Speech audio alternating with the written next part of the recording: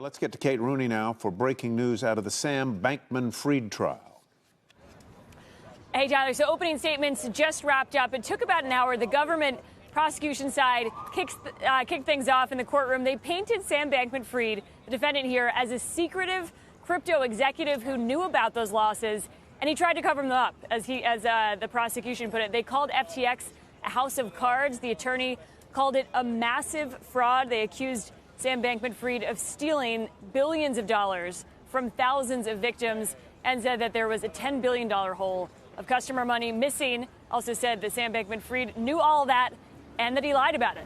They highlighted some of the celebrity endorsements and his time in front of Congress. He testified in front of Congress. Also, his efforts to gain customer trust and some of the advertising they did that mentioned trusting FTX. The government attorneys also accused Sam Bankman-Fried of funneling FTX money into an Alameda bank account and then creating essentially a backdoor in some of the code that allowed the company to withdraw endless amounts of customer money.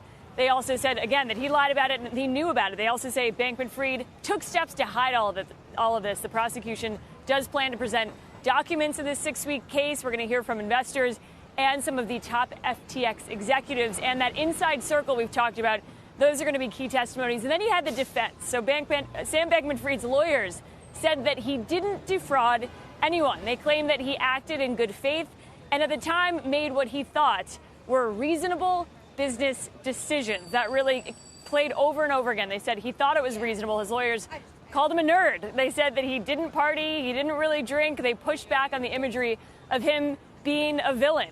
And they tried to frame this as a case of another high-flying startup that was just moving too quickly. And they used the metaphor, guys, of building the plane while they were flying it. And then they also said that that same plane flew into a perfect storm in this crypto downturn that happened last year. All the while, they say that he didn't have the right risk management in place. But they also say that he reasonably believed he was acting in good faith and within the law at the time. They said, for example, it's not a crime to run and be the CEO of a bankrupt exchange. They say it's not a crime to get Tom Brady to do a commercial for you. So they tried to make that clear for the jury. They also said the prosecutors are taking some of this out of context, and they tried to pour a lot of cold water on the witnesses we're going to hear from, especially Caroline Ellison. Her name came up a lot. She is a former girlfriend of Sam Bankman-Fried, and she ran the hedge fund Alameda. They blamed her for not hedging and say that is the reason why this company failed.